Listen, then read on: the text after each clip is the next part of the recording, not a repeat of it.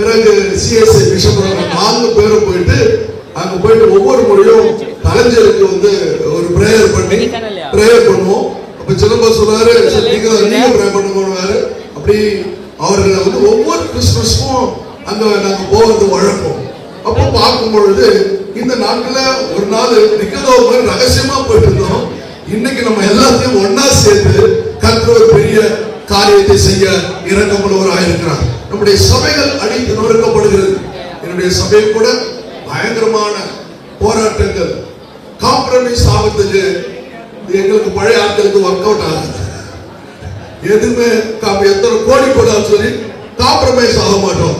அதனால அந்த காம்ப்ரமைஸ் ஆக சொல்லும் பொழுது என்னுடைய இருதயம் அது எத்தனை கோடி போனாலும் சரி, ஆண்டவர் தேவன் ஒரு ஆலயத்தை உடைச்சா இன்னொரு ஆலயத்தை கர்த்தர் கட்டி தருவார். அது மாத்திரமல்ல, இந்தியா எங்கிலும் கர்த்தர் நாமம் பிரசங்கிக்கப்படும்.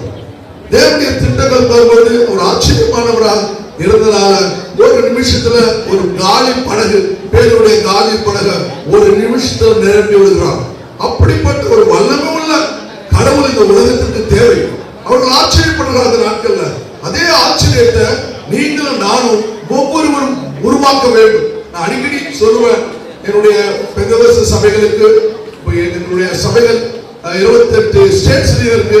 அப்ப நான் சொல்லுவேன், ஒவ்வொரு நம்முடைய சபைகள் வருகிற நாட்கள்ல ஒரு பெரிய காரியம் நமக்காக போரிடுவதற்கு, தேவனுக்கு முன்பாக நிற்பதற்கு நம்முடைய பிள்ளைகளை கர்த்தர் யோசித்து ஒரு வாசனம் பவுல் சொல்லுவான், சாவியருக்கு ஆதாயம் கிறிஸ்தியருக்கு.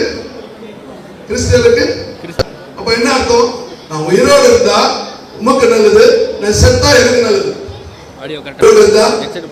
உமக்கு நல்லது, ஊழியம் செஞ்சுட்டே இருப்பேன். செத்தா நிம்மதியா பரலோகத்துக்கு உருவாக்குவாரு. கடைசி நாட்கள்ல ஆண்டவர் நான் எனக்கு கொடுத்த பெரிய 12 பேரை ஆண்டவர் உருவாக்க போறார்கள் இந்தியாவில். இந்த 12 பேர்கள் ஆண்டவர் தேவனுக்காக போராட போறார்கள். இந்த தேசத்தை தேவனுக்காக படைக்க தக்க பெரிய மகாபலி திட்டத்தை என்பதை நாங்கள் உணர்கிறோம். ஆக ஆண்டுடைய திட்டங்கள் பார்க்கும் பொழுது அங்கே ஒரு பரிசுத்தராய் இருக்கின்றார். அப்போ பார்க்கும் பொழுது ஓல்ட் டெஸ்டமென்ட்ல எதெல்லாம் முதல் பிறகுதோ அவையெல்லாம் பரிசுத்தம். மிருக ஜீவன்கள் கூட பரிசுத்தமாய் முதல் பிறக்கிற குழந்தைகள். அப்போ ஆண்டவர், நம்முடைய ஆண்டவர் பரிசுத்தம் என்ற ஹோலினஸ் என்ன அர்த்தம்னா, தட்ஸ் ஹிஸ் கேரக்டர். அவருடைய கேரக்டர் ஹோலி தான். உலகத்துல அவரை யாராலையும் கம்பேர் பண்ணவே முடியாது. எத்தனையோ தேவன் அடனா என்ற வேர்டு என்னதுன்னா லார்ட் ஆஃப் ஆல் லார்ட்ஸ் என்று வாசிக்கிறோம். பார்க்கும்போது அது என்ன, இஸ் மை எஜமானர், ஓனர் அப்படின்ற ஒரு வேர்டு இருக்கு. அடனாய் என்ற 3 word, owner, ruler and lord of all lords. அந்த வார்த்தையில ரொம்ப தொட்டுச்சு அடனாய் என்ற வேர்டு. ஏன்னா இதுல கோர்ட்டுக்கு போனா நான் 68 முறை கோர்ட்டுக்கு போனேன். அதனால அந்த லார்டுன்ற வேர்டு என்ன ரொம்ப தொட்டுச்சு. என்னடா இவர் லார்டு அப்படின்னு, லார்ட்னா கூட லார்டு தான். ஆனா அதை நான் அதிகமா திங்க் பண்ணும்போது இந்த வார்த்தை எனக்கு வந்துச்சு. நீ இனிமே கூப்பிடும் பொழுது லார்டு கூப்பிடாத, அடனாயின்னு கூப்பிடு. ஏன்னா லார்ட் ஆஃப் ஆல் லார்ட்ஸ்.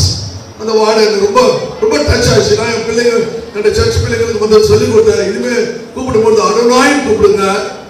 நம்முடைய ஆண்டவர் 30 கோடி தேவர்கள் ஒரு தேவர் இல்ல, லார்ட் ஆஃப் ஆல் லார்ட்ஸ். அதுபோல கர்த்தருடைய திட்டங்கள். 3வது காரியம் பார்க்கணும், சாங்சுரி.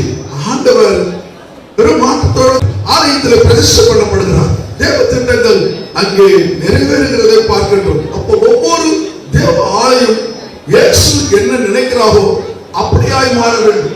ஒவ்வொரு தேவாலயத்திலும் தேவனுடைய திட்டங்கள், ஆசீர்வாதங்கள் மாற வேண்டும்.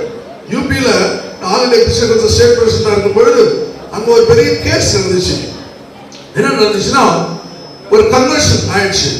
கன்வென்ஷன் என்ன நடந்துச்சுன்னா, ஒரு பாஸ்டர் மேல கன்வெர்ட் பண்ணிட்டாரு, கேஸ் போட்டாங்க.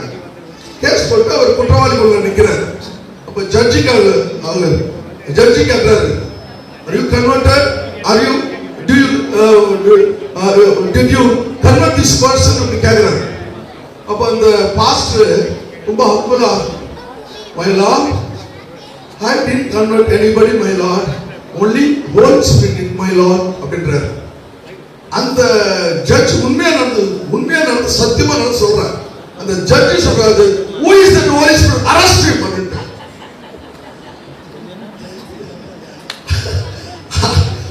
அப்ப எங்களுடைய ஆன்லைன் கிறிஸ்டியன் ஒரு பெரிய தப்பா பண்ணிட்டு இருக்கோம். அது அரேஞ்ச் பண்ணு.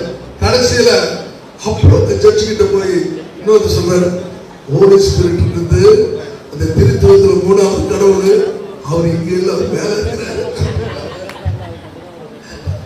அப்படின்னு சொன்ன. அதுக்கப்புறம் அந்த பாஸ் ரிலீஸ் பண்ணிட்டாங்க. அப்போ கன்வென்ஷன் மதம் மாற்றத்திற்காக கடவுள் நமக்கு அழைக்கல, மனமாற்றத்தை கர்த்தர் மூலமாய் கொண்டு வருகிறார் என்பது இந்த தேசத்துக்கு இன்னும் புரியாத புதிராக இருக்கிறது. அதற்காக நாம் பாட வேண்டும். கடைசியாக சொல்லி முடிக்கிற டைம் ஆகி போய் 4வது காரியம், God of light, உலகத்துக்கு வெளிச்சமா இருக்கிறோம். அப்ப அந்த வெளிச்சத்தை எல்லா இடங்களிலும் கொண்டு செல்ல வேண்டும். நான் வருஷத்துக்கு ஒரு முறை ராஜமுந்திரி ஒரு இடத்துல கூட்டத்துக்கு போவேன். அந்த கூட்டத்துக்கு போகும்பொழுது அங்கே ஒரு போதகர் இருக்கிறாரு. அவர் அந்த என்ன அழைப்பார். அப்போ ஒரு நாள் சொன்னாரு, பாஸ்டர் காலையில ஒரு 5 மணிக்கு வர முடியுமான்னு கேட்டாரு. இல்லையா, நீங்க மீட்டிங் நீங்க 9 o'clock தானே போட்டிருக்கீங்க, இல்ல ஒரு ஸ்பெஷல் சர்வீஸ் வச்சிருக்க morning 5 o'clock, can you come for the service? சரி பாஸ்டர் வரேன்.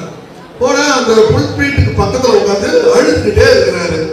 நான் சொன்னேன், அவர்கிட்ட நானும் பழங்கள் சூடெல்லாம் கைட்டு விட்டுட்டு பழங்கள் போட்டு பக்கத்துல கொஞ்சம் நேரம் கழிச்சு நீங்க போய் பிரசங்கம் பண்ணுங்கன்னு சொன்னாரு. சரின்ட்டு நான் பிரசங்கம் பண்ண முடி சொன்னாரு. மாஸ்டர், இந்த புல்பீட் எப்படி கண்டது உங்களுக்கு தெரியுமா? எனக்கு தெரியாது பாஸ்டர்.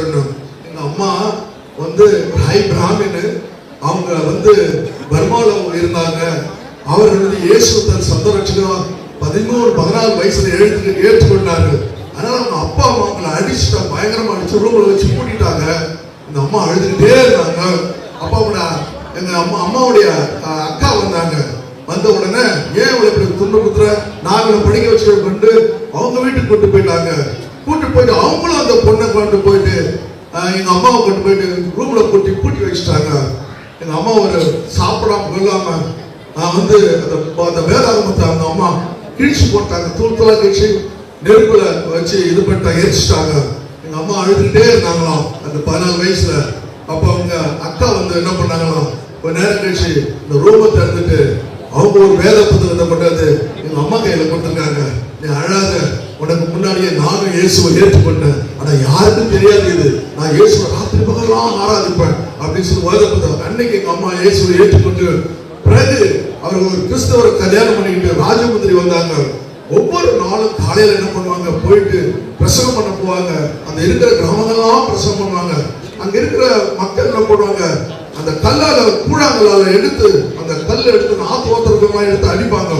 அம்மா என்ன பண்ணுவாங்க, அந்த அடி தாங்க முடியாம தான் மேல இருக்கிற ஷால்ல அப்படியே இந்த ஷால் போடும்போது நாங்க நினைச்சுக்கிட்டோம், அந்த அம்மாவை நினைச்சுக்கிட்டோம்.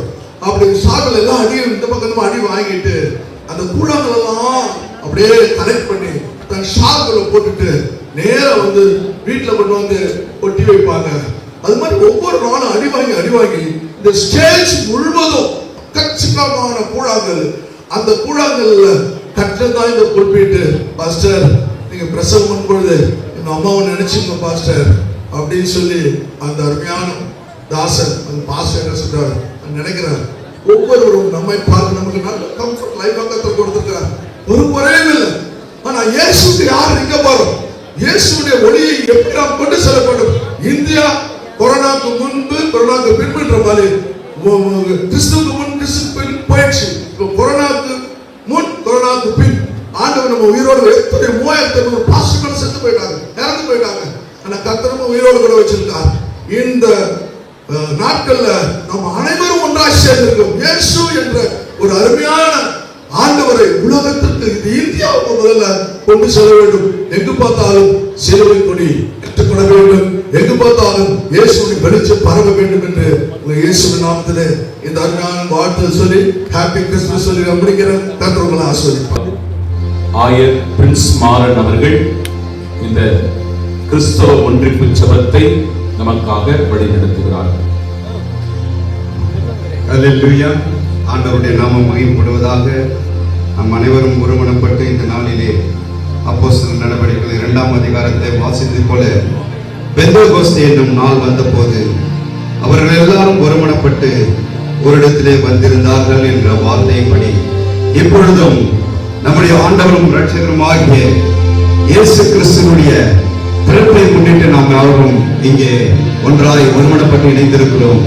இப்பொழுதும் பரிசுத்த ஆவியானவர் தாமே நம் மத்தியிலே அசைவாடுவாராக.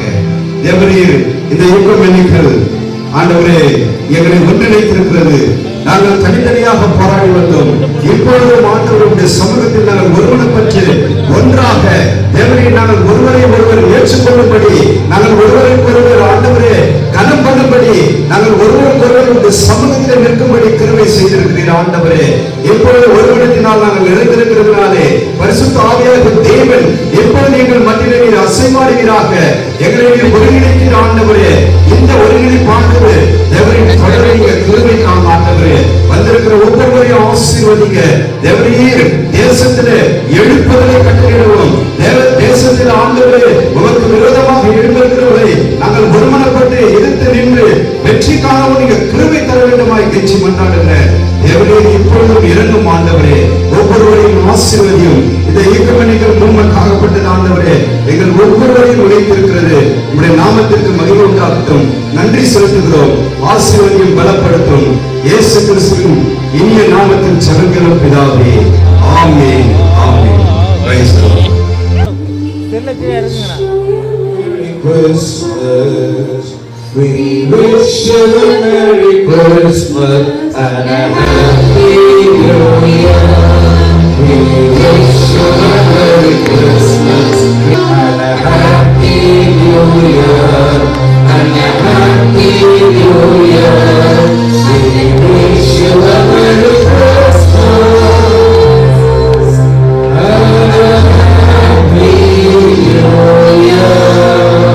இணைப்பு நிகழ்வாக இளமை துடிப்போடு அனைத்து ஆன்மாக்களும் தூய்மையாய் இறைவனில் இணைய முழு மூச்சோடு உழைக்கும் அருட்பணி மருவேல் அவர்களின் 43வது பிறந்த நாள் விழாவில் அவர் விரும்பி வேண்டி கேட்கிற காரியங்கள் ஈடேற, முயற்சிகள் வெற்றி பெற நம் ஜெபங்களையும் வாழ்த்துக்களையும் கேக் வெட்டுதலின் மூலம் வெளிப்படுத்துவோம். Happy birthday to you. Happy birthday to you.